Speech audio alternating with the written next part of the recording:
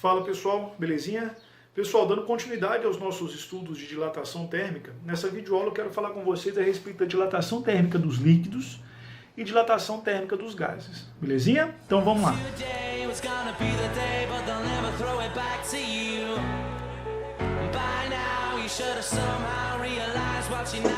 Pessoal, nas videoaulas anteriores nós falamos a respeito da dilatação térmica dos sólidos, né? Nós falamos sobre dilatação linear, dilatação superficial e a dilatação volumétrica. Falamos sobre a dilatação dos sólidos vazados, sobre as lâminas bimetálicas. Agora nós vamos dar continuidade aos nossos estudos de dilatação térmica, mas agora eu quero falar com vocês a respeito da dilatação dos líquidos. Tá? E diferente dos sólidos, os líquidos eles sofrem uma dilatação que nós chamamos de dilatação volumétrica. Tá? Essa divisão que nós fizemos, dilatação linear, superficial e volumétrica, ela é uma dilatação que é empregada, que é aplicada somente aos sólidos e não é aplicada aos líquidos e aos gases. Os líquidos e os gases eles sofrem uma dilatação que nós chamamos de dilatação volumétrica, ou seja, há um aumento no comprimento, na largura e na profundidade desse líquido. Tá? Ou seja, há sempre um aumento em 3 dimensões. Belezinha? Para a gente começar a falar a respeito da dilatação dos líquidos, a gente precisa levar em consideração um determinado recipiente. Né? Esse recipiente ele contém uma certa quantidade de um líquido qualquer, tá? Não vou levar em consideração a água, ele tem uma certa quantidade de um líquido qualquer. E o que vai acontecer? Eu vou fornecer calor para o líquido que está dentro desse recipiente. Então, quando eu forneço calor para o líquido e para o recipiente, o que vai acontecer?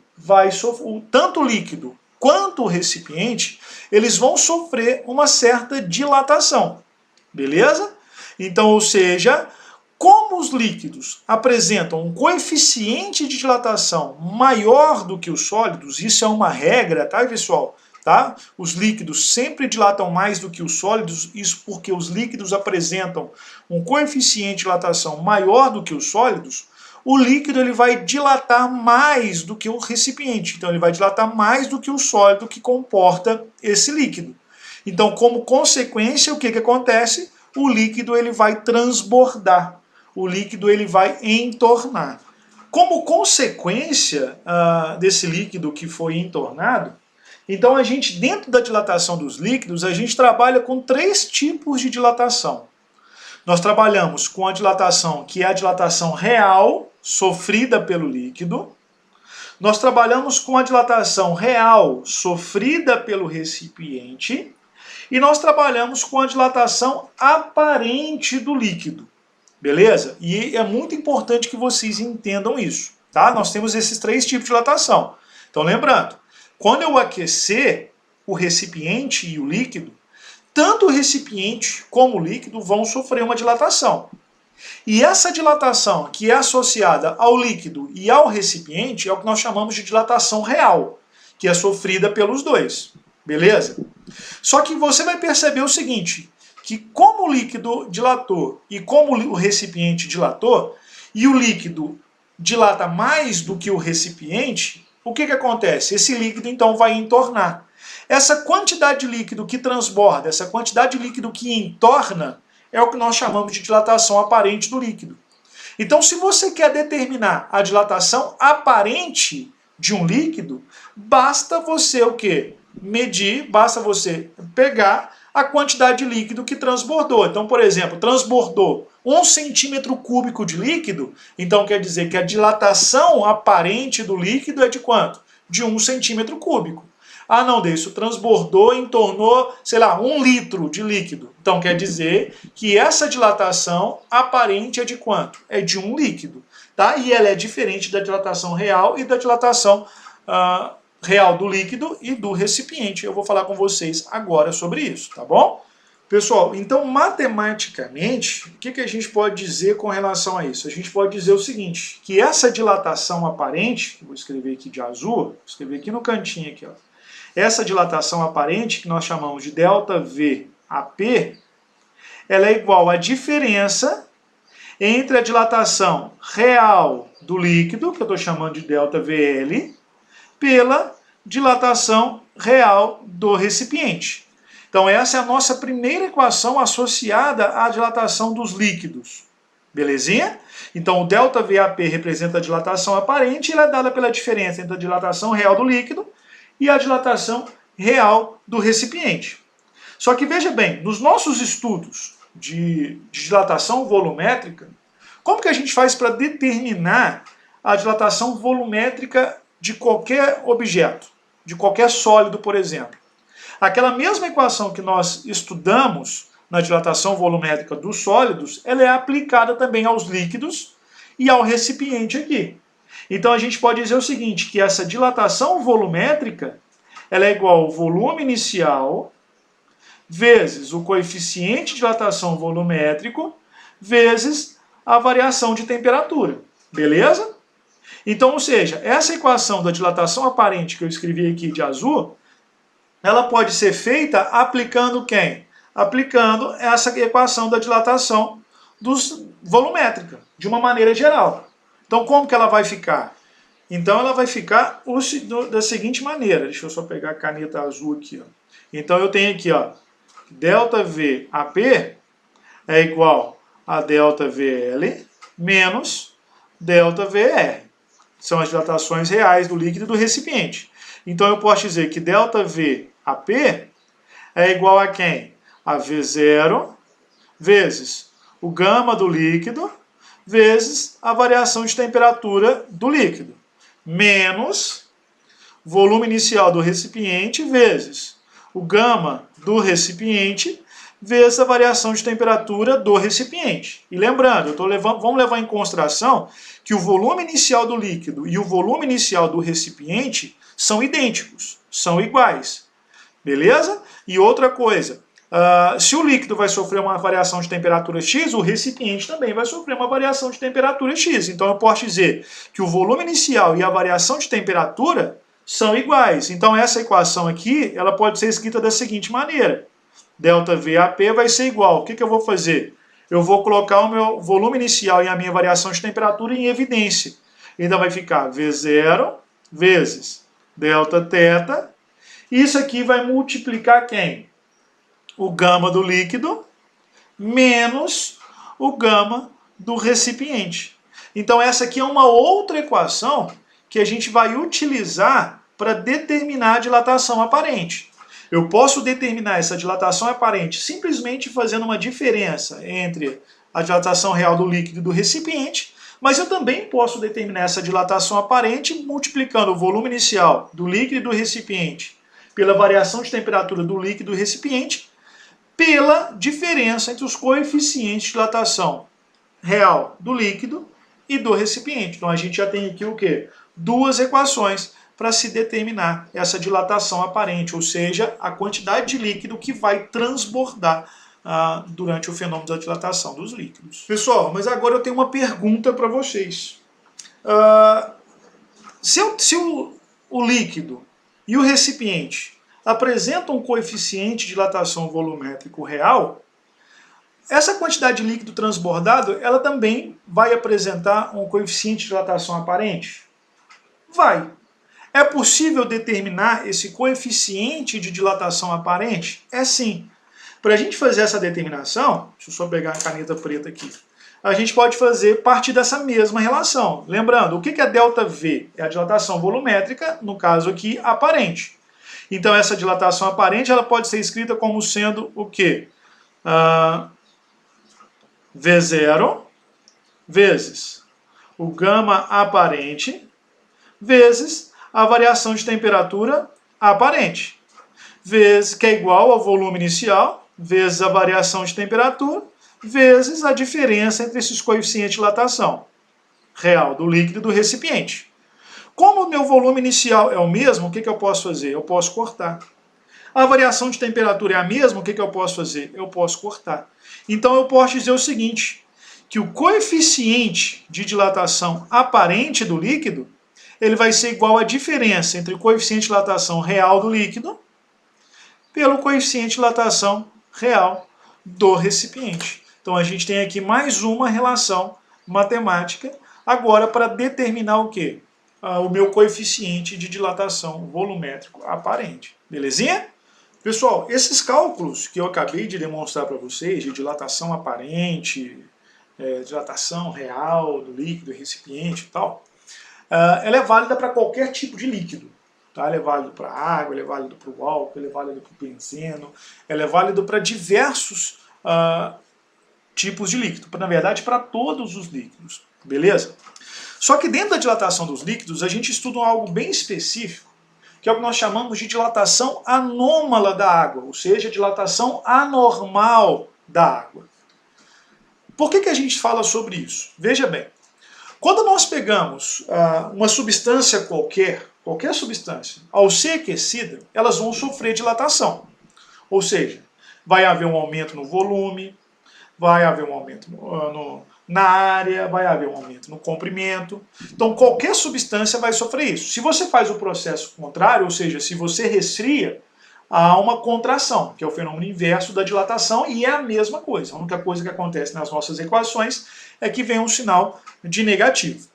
E o comportamento dessas substâncias, ele pode ser representado através desse gráfico. Então, se eu tenho aqui um gráfico do volume em função da temperatura, então se eu aqueço, se eu forneço calor, se a temperatura dessa substância aumenta, o que acontece com o volume dessa substância?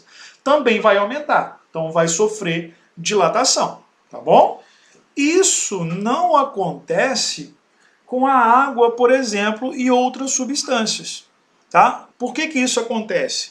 Por que isso não acontece com a água e algumas outras substâncias, que são chamadas de substâncias anômalas? Eu vou falar especificamente da água, que eu acho que é o que a gente tem mais contato no nosso dia a dia. A água ela é uma exceção, ela é uma substância anômala.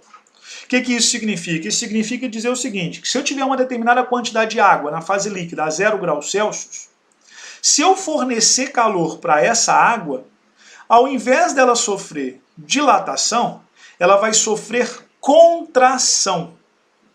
Tá? E ela vai sofrer contração até a temperatura da água atingir 4 graus Celsius. Então a gente diz o seguinte, que a água, quando aquecida de 0 a 4 graus Celsius, o volume da água diminui, ela sofre contração.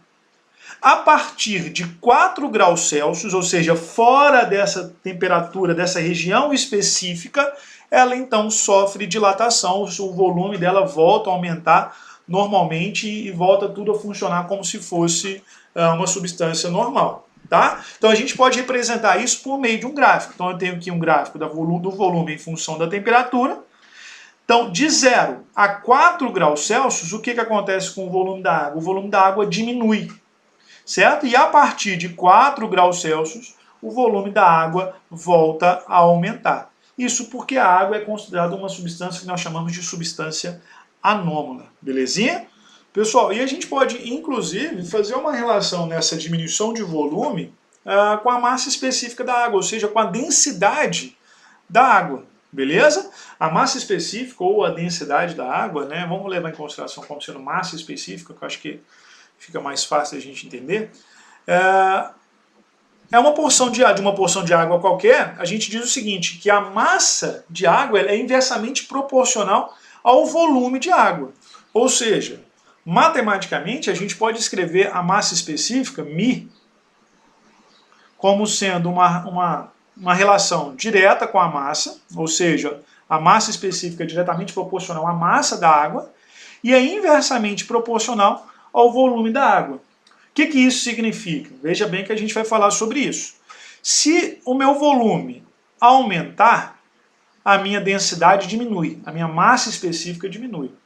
Se o meu volume diminui, a minha massa específica o quê? Aumenta. Beleza? Então, matematicamente, né, levando em consideração, sei lá, uma temperatura, uma pressão de 1 atmosfera, a gente pode representar isso através de um gráficozinho, de uma tabelinha aqui. Tá? Então, o que acontece com o volume de água de 0 a 4 graus Celsius? De 0 a 4 graus Celsius, o meu volume de água diminui. Se o meu volume diminui, o que acontece com a massa específica? O que acontece com a densidade? Aumenta. De 4 a 100 graus Celsius, o que acontece com o meu volume? O meu volume aumenta, então o que acontece com a minha densidade? Ela diminui. A 4 graus Celsius a gente diz que a gente tem um volume mínimo de água e a gente diz que a gente tem a densidade máxima de água. Isso pode ser representado através desses gráficos aqui. Tá? Então aqui eu tenho um gráfico da densidade em função da temperatura e um gráfico do volume em função da temperatura. Então de 0 a 4 graus Celsius o meu volume aumenta, então meu volume diminui, desculpa, então de 0 a 4 graus Celsius o meu volume diminui, a minha densidade o quê? Aumenta.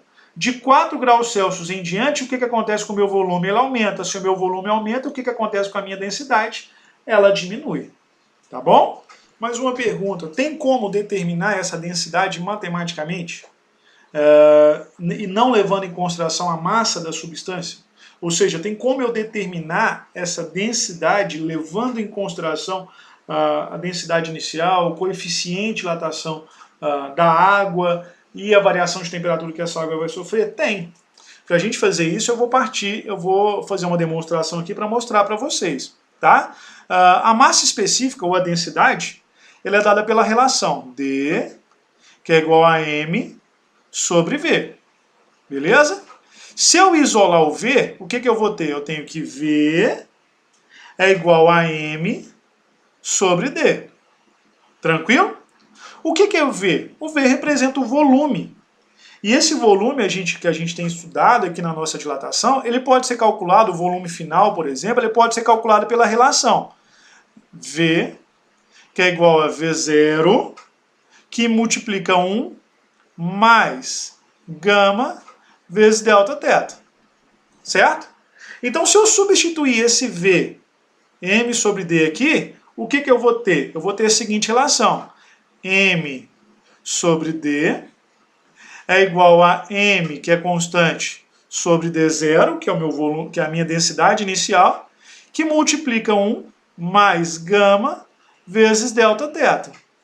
Certo? Corto um M com M, que é constante. Então essa equação ela fica 1 sobre D, que é igual a 1 sobre D0.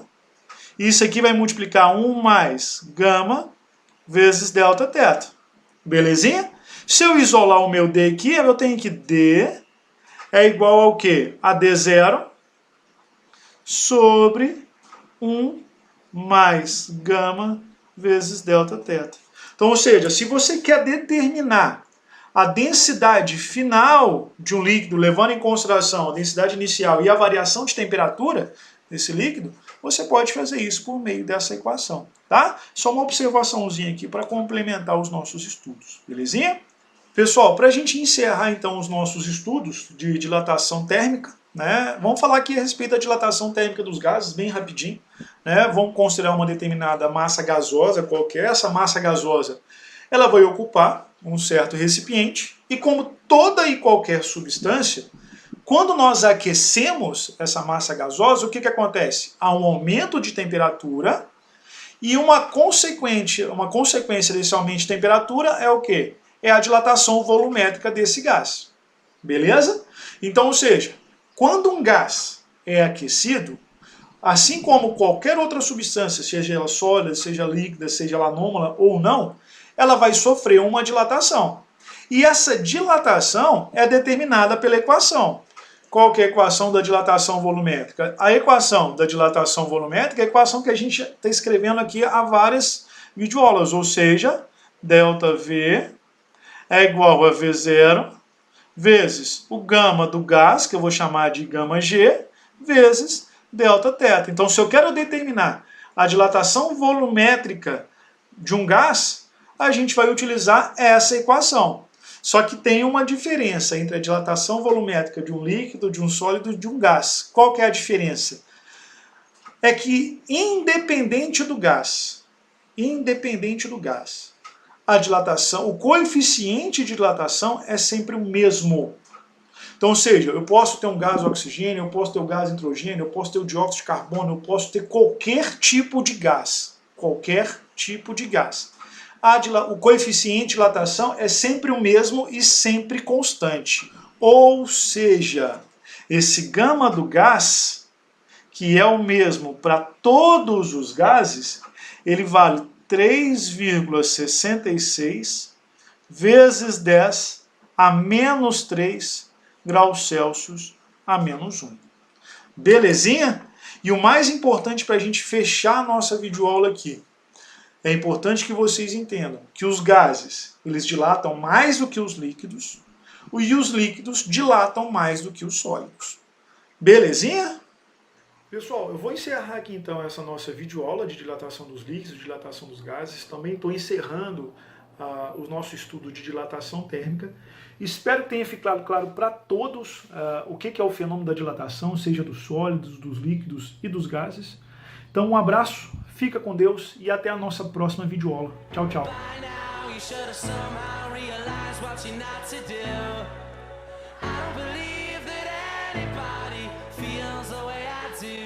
About you now.